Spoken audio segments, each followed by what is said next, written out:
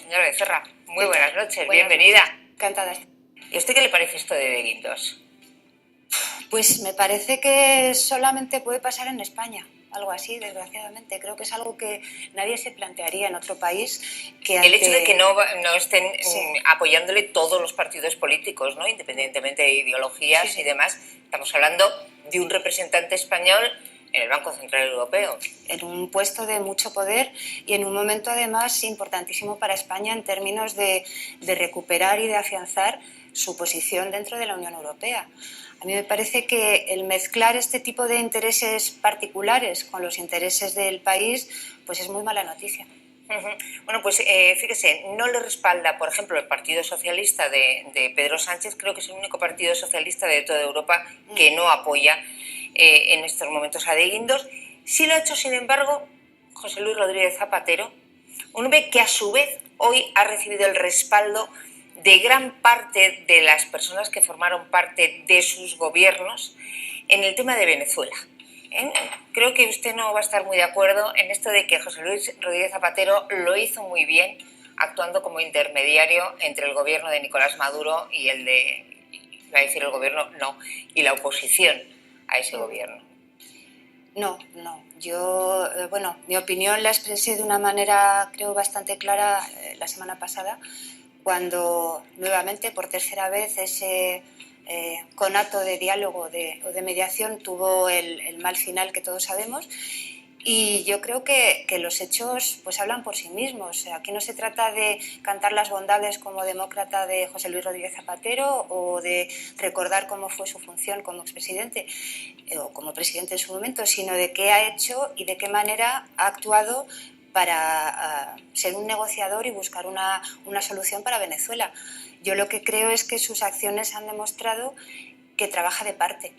Y creo que le ha pretendido dar una credibilidad a un gobierno como es el de Maduro, que está desacreditado, y por otro lado lo que ha hecho la oposición es precisamente lo contrario, además ya de una manera expresa el otro día, ya de una manera clarísimamente de parte. Ha culpado a la oposición del fracaso y les ha instado a suscribir un supuesto acuerdo del gobierno que en realidad es un chantaje. Y a mí una cosa que me llamó mucho la atención y que yo creo que es la muestra, ¿no?, definitiva de cuál es su posición, es que habló de las sanciones contra Venezuela.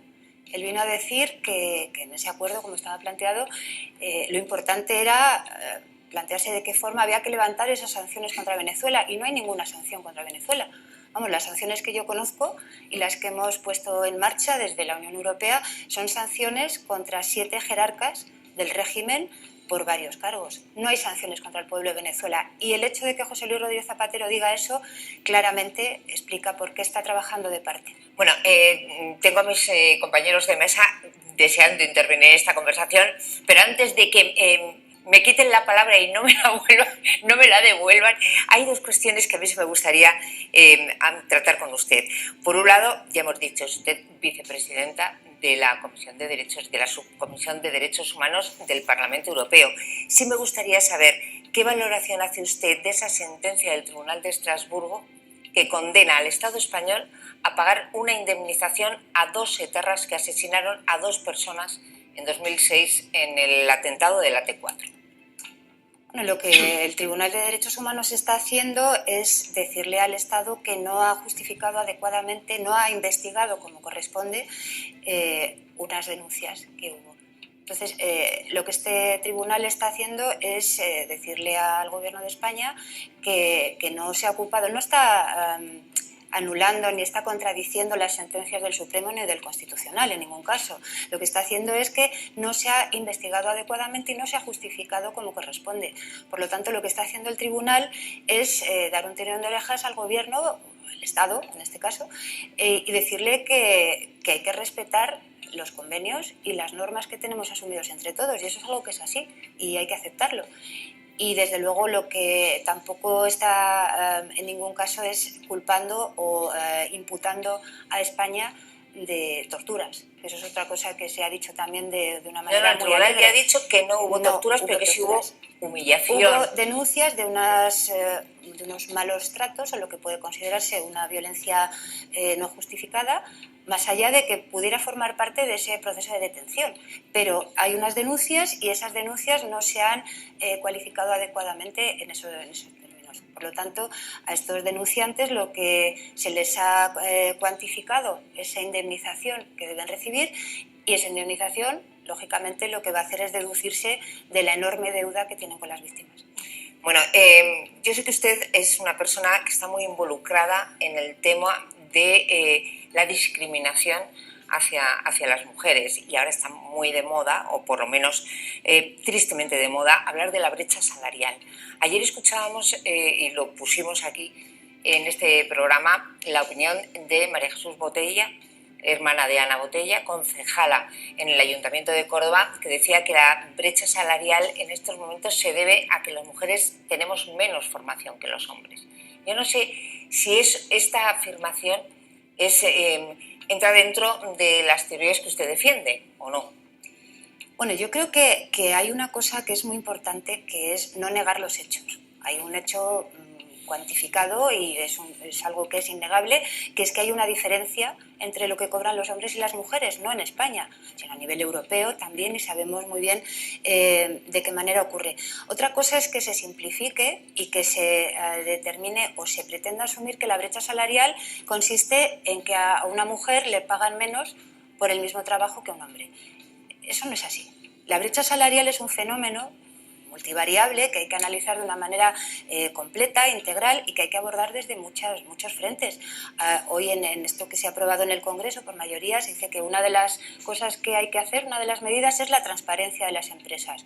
Sí, está muy bien, es algo que los países nórdicos se está haciendo también, en el sentido de que es importante que cuando se denomine, cuando se identifique un puesto, se identifique también en qué consiste, no solo en tareas, sino en el valor, en la contribución que hace, y que para esa contribución no puede haber un distinto salario entre hombres y mujeres. Es decir, por poner un ejemplo muy simple, no vale poner un sueldo diferente para una secretaria o para un administrativo si el contenido de su trabajo, sus responsabilidades, sus requisitos son los mismos. Eso es una cosa. Pero luego hay otros elementos que también forman parte de que se produzca esa brecha salarial, que son muchísimos. Está el acceso de las mujeres a los sectores mejor pagados, porque es cierto que en los sectores tecnológicos, por ejemplo, que están mejor pagados, hay menos presencia de mujeres, porque a su vez hay menos mujeres que estudian ese tipo de carreras, por un lado.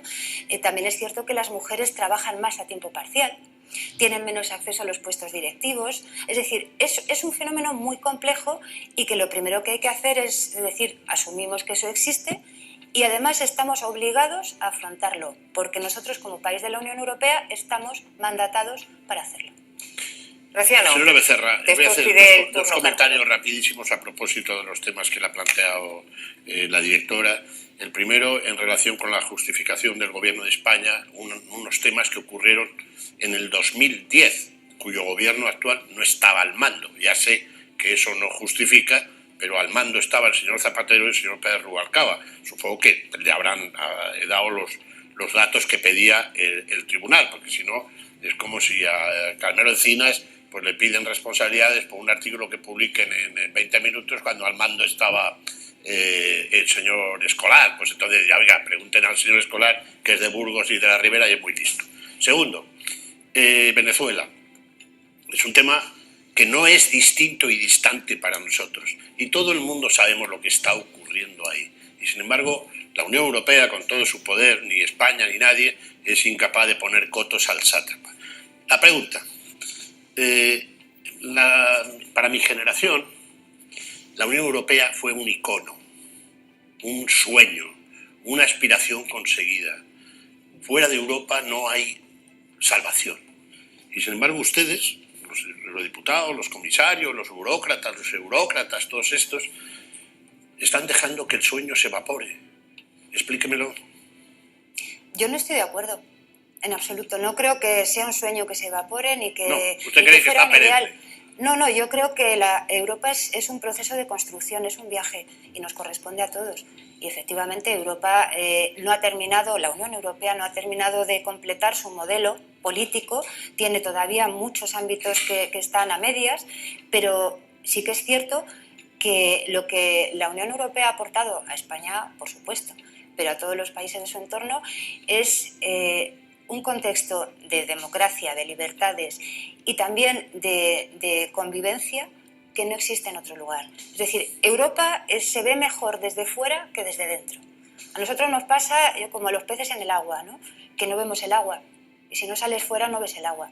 Y Europa es eso. Europa es un contexto que estamos construyendo cada día, que nos corresponde a todos y que tenemos que defender, porque precisamente ahora nos damos cuenta de que lo que dábamos por descontado, muchas cosas, que dábamos por descontada, resulta que hay que batallarlas cada día, porque han llegado muchos frentes. Ha llegado el terrible problema que suponen los conflictos armados, los refugiados, ha llegado el Brexit, ha llegado también todo lo que supone para Europa la elección de Trump, ha pasado lo que está pasando en Cataluña, está Polonia con el artículo 7 activado como una de las medidas más drásticas que hay en todo país de la Unión, está Hungría, por supuesto, pero lo que sí es cierto es que la Unión Europea no es algo que se pensó en un momento y los europeos esperábamos a ver cómo se acababa. No, nos corresponde a todos y como digo, es un proyecto que está en marcha y que no se acaba.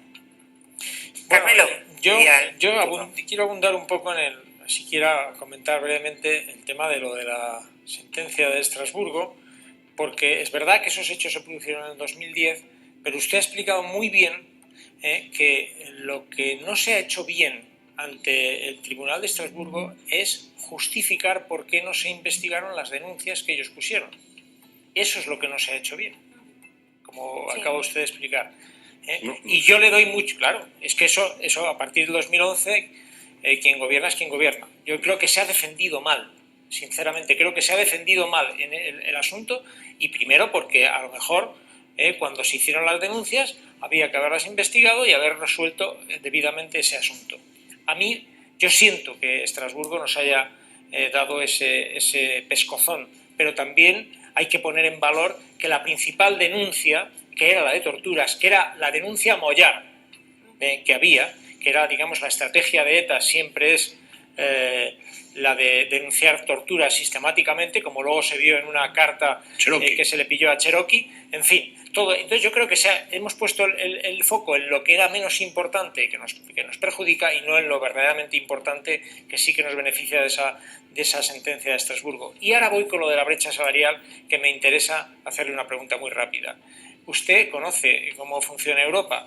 Dígame cuál es la receta y qué país funciona bien, cuál es el país que ha conseguido reducir esa brecha salarial entre hombres y mujeres y cuál es su método para copiarlo, porque algo tendremos que aprender de nuestros socios. Sí, la brecha salarial, como digo, en el caso de España estamos por debajo de la media.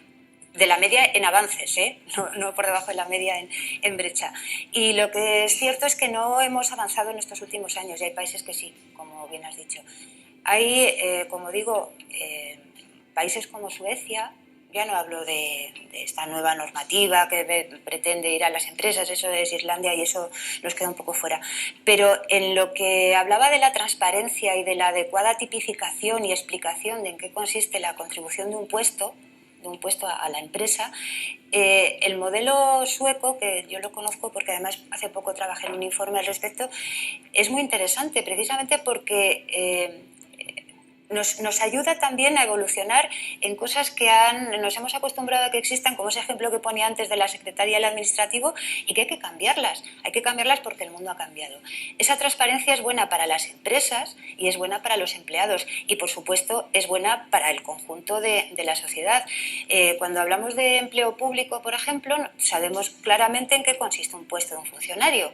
Sabemos que tiene la categoría tal, que tiene esta retribución, que tiene estas responsabilidades. En la empresa privada, ciertamente hay que mantener un margen de maniobra para la empresa para que pueda también utilizar sus recursos humanos y financieros.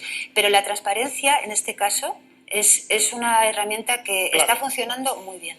Cuando hablamos de brecha entre hombres y mujeres, en este caso estábamos hablando de salarios, pero es verdad que hay muchas brechas, todavía hay muchas diferencias. Y a veces esas diferencias, en fin, se provocan ante la pasividad de todo el mundo. Mire, yo le voy a enseñar un cartel de unas fiestas en Canarias, en un municipio de Canarias. Creo que ahí estamos viendo las fiestas. Bueno, es una asociación de mujeres que organiza una fiesta solamente para mujeres, pero en la que se elige, por ejemplo, a Miss Cachonda, a Miss Estrecha, en fin, este tipo de actitudes que son defendidas además por la alcaldesa del municipio, una alcaldesa que ha dicho, oiga, que esto se lleva celebrando en el municipio durante 20 años, nos parece divertidísimo y además, para más Inri, el dinero que se recauda con estas cosas va después destinado a sufragar las fiestas de la Virgen de Fátima, que es una cosa que todavía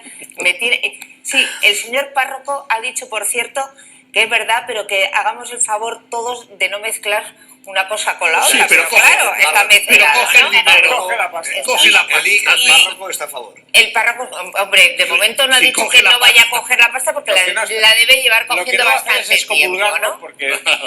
Bueno, pues la responsable de este municipio, repito, es una mujer. Y lo ha defendido. Y han salido las mujeres del municipio y lo han defendido. Han dicho, oiga, que esto es una tradición. ¿Este tipo de cosas ocurren en el resto de Europa? ¿O esto es muy made in Spain? Pues la verdad es que no lo sé. A lo mejor sí, puede que sí. El otro día Seguro. pasan cosas muy raras. En Italia, seguro. El otro día, Sí, por ejemplo, seguro. estamos hablando de otro tipo de discriminación, pero el otro día en Croacia, un país de la Unión Europea, pues se quemaban delante de los niños libros que había en los que los protagonistas eran familias homoparentales, ¿no? Había una clara pulsión de persecución de las personas LGBTI en un entorno, como digo, europeo, en el que eso parece inadmisible. Bueno, pues esto que me cuenta de Canarias, pues es chusco. La verdad es que resulta sí, es chusco, pero por otro lado, quiero decir... Y no he leído todas las No, veces que no, se eligen. Ya nos hemos dado porque cuenta. Ya hemos visto la banda y hemos visto todo. Entonces, bueno, al final dices... esto forma parte de un contexto de carnaval, de saltarse las normas, de hacer algo que es divertido, que es festivo. Tampoco lo tenemos que... Es que últimamente con esto del carnaval nos saltamos todo. Claro, nos saltamos todo, pero por otro lado también lo que a mí me preocupa, dentro de unos límites, porque está claro que hay cosas que todos sabemos que están mal y otras que no están bien, pero también hay una permanente o creciente intención por muchas partes de censurar cosas, y a mí eso me preocupa mucho. Estamos hablando de intenciones de censurar obras de arte, tanto de escultura, de pintura, de obras de la literatura de todos los tiempos. Eso tampoco puede ser. Es decir, yo creo que es importante insistir en que cuando uno es adulto, tiene criterio y tiene libertad, tiene que mantener el respeto a los límites que le marca pues, los derechos y la libertad de los otros, pero que tampoco podemos estar permanentemente sujetos o con una nueva lista de torquemadas persiguiendo cada una de las cosas que pasan. Sobre todo Pero que quién lo juzga. O sea, ¿quién es el que lo juzga? Claro. O sea, ¿quién tiene la potestad de juzgar eso? Una cuestión que tiene que ver también con lo que estamos comentando y la enlazo con otra que hemos comentado. El puesto al que aspira Luis de Guindos en el Banco Central Europeo se debe a que el 1 de junio acaba el mandato de un vicepresidente que es portugués, Vítor Condes. Bien. El Banco Central Europeo tiene 25 personas en su Consejo de Gobierno.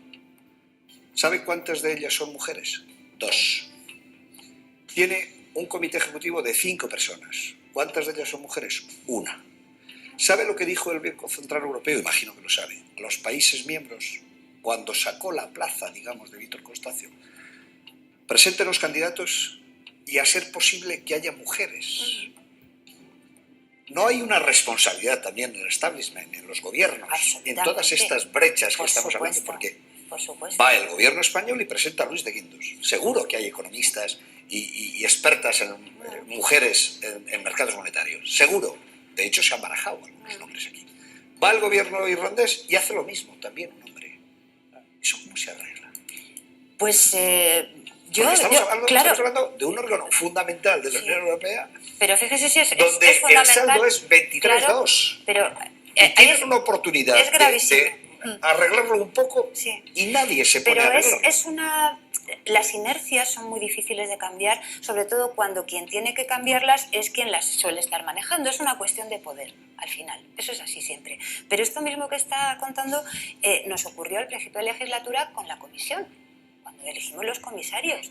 Es que volvemos a lo mismo. Tenemos 28 comisarios y después de una presión increíble, después de que no se aceptara una propuesta que se aprobó en el Parlamento antes de que acabara la anterior legislatura, de que por lo menos que todos los países presentaran al menos 2 candidatos, un hombre y una mujer, bueno, pues no solo no se aceptó, sino cuando llegó el momento de las candidaturas para los comisarios, pues España ya sabemos que presentó al señor Cañete y punto. Bueno, y otros países pues presentaron a los suyos. Pero al final dices, ¿es posible que no se exija al menos que tenga que haber una justificación argumentadísima y que demuestres que nunca, jamás, en ningún sitio, de ninguna manera encuentras una candidata, en este caso, que pueda ser elegible, ¿no?